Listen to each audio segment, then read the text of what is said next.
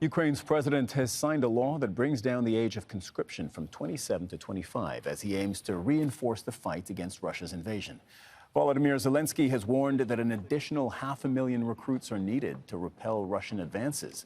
Ukraine has struggled to boost troop numbers with the conflict now in its third year. The mobilization comes as NATO foreign ministers meet in Brussels to discuss long-term support for Ukraine. That includes a proposal for a $107 billion funding plan to roll out over 5 years.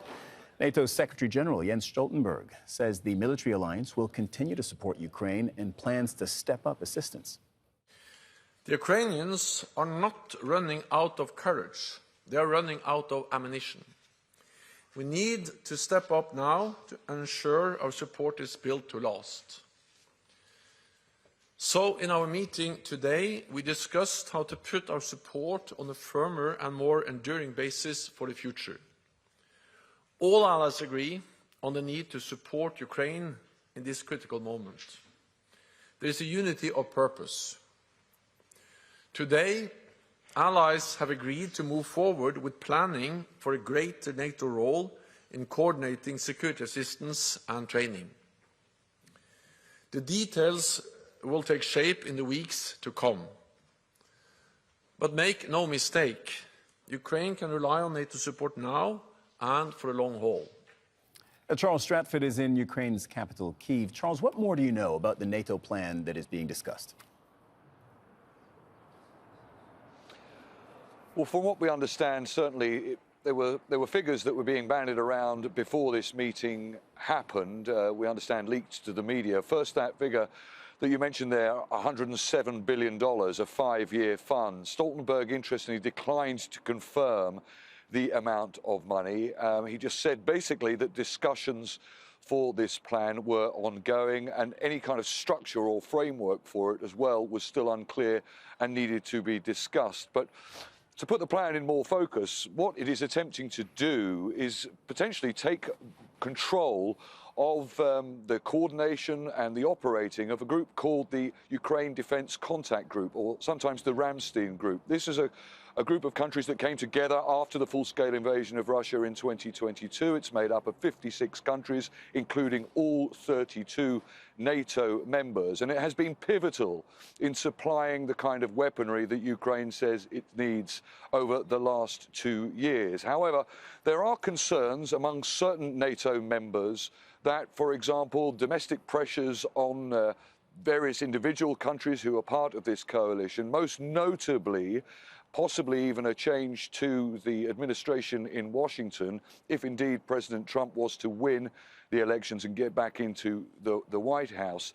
This is an attempt basically to safeguard against those kind of big political changes that may in some way jeopardize those weapons and that ammo that is getting to Ukraine through this group. Now, there has been some reaction already from foreign ministers who attended that group in Brussels, and it's an indication of just how fractious these kind of things can be within the NATO alliance. Hungary's foreign minister saying that Hungary will not back anything that may take away the alliance's take away the alliance from its defensive action into an offensive coalition. Germany's foreign minister, in agreement with this plan, said that it was right and important. There was comment also from Latvia's foreign minister, who suggested that the money should be basically a percentage of each individual country's GDP.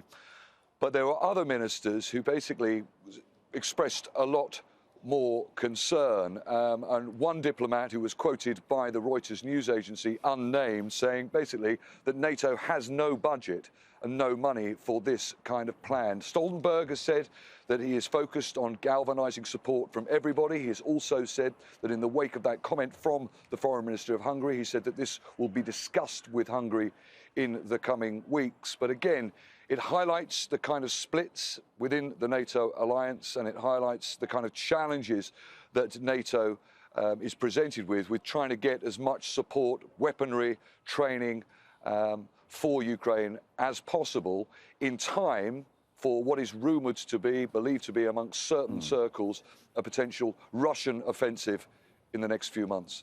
Charles Stratford reporting from the Ukrainian capital, Kyiv. Thank you very much, Charles. Let's bring in Patrick Berry on this. Patrick Berry is a defense and security analyst at the University of Bath in the UK. He's also a former NATO analyst, and he joins us from San Francisco today. Patrick, I wanted your perspective on just how significant this is. Essentially, NATO's talking about how much commitment they're going to provide to Ukraine, for how long and under what form. Am I right in thinking that these kinds of conversations at the NATO level could essentially determine the outcome of this war? Good evening, Cyril. Yeah, well, it will certainly contribute to the outcome of the war, one way or another, if they can make an agreement or not. I think Charles's point about trying to tie in certain governments now into structured support over a lengthy period of time is certainly one of the aims here, because trying to reduce the risk of there being a change in administration. And of course, you know, the delay in particular of the US $60 billion, which has been held up in Congress, the delay and the effect of that delay to the Ukrainians fighting this winter and into the spring has been immense. You know, it's basically handed a window of opportunity to Russia to start to grind out victories. We saw in Avdiivka, etc., and then potentially go on the offensive. Russia now, for a period last year, it actually had less artillery firing per day than the Ukrainians when they were going into their offensive. And now Russia is out firing Ukraine probably about 3 to 1 on a normal day, at least, and potentially higher, just in artillery shells, for example. And of course, the Ukrainians are now short on manpower, and they're also short on air defense, etc. So it's created the opportunity. The delay has created the opportunity and handed the initiative to Russia. And it's very interesting to hear about the Hungarian foreign minister. Just a moment. I want to come back to one of your earlier points. You said talks like this at NATO are meant to reduce the risk that Western backers of Ukraine will, at some point, you know, significantly reduce their military support. How significant is that risk, do you think? I think the elephant in the room there is a change in administration in the US, of which through mediators, we've heard that Donald Trump intends to cut support the first day he's in. So that's a significant risk. To give you an idea, NATO allies, not including the US, have given about $100 billion in military and humanitarian and economic assistance.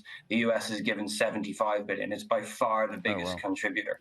And militarily, it's the only power in town, really, that can deliver the amount of military equipment in the timeframes needed. So that's the crucial whatever point. Is decided now. But whatever NATO decides now, if they want to, as you say, tie in countries, lock countries into assistance to Ukraine over a long period of time, if Trump comes in, and if indeed he wants to cut aid to Ukraine, he let's be honest, he won't care whatever NATO decided before he came into office. Depends what and that depends on the nature of the agreement, doesn't it? I mean, you can try to lock people in and make it much more difficult for them. If an administration signs up for something for 3 years, it depends, and I'm not an expert on the legalistic side of things. What I would say is $107 billion. Ukraine are basically, it costs them about 130 million euro-ish, $130 million at the moment to run their war per day. So that's only really $100 billion. Now, obviously, Ukraine has different sources of funding, but that NATO part would, if it was to cover the whole thing, it would only cover it for about 2 and a bit years. Russia, on the other hand, is spending $300 million a day, $300 billion a day-ish. So it goes to show you the difference in spending. And the final point is, Cyril, I think it's important to realize that NATO has been coordinating before. It's still reliant on member states actually putting the money in individually. And the NATO coordinates where that money and equipment goes, etc., and how it's managed, rather than NATO doing it. And I think that will remain the case. Hence why that diplomat that Charles referred to said, oh, well, NATO doesn't have any money. Well, it has the money that its member states pledge. That's about it, if you get me. No, absolutely. Well, I do get your point, and it's an important one. Patrick Berry, defense and security analyst at the University of Bath. Thank you very much for joining us this hour. Thank you.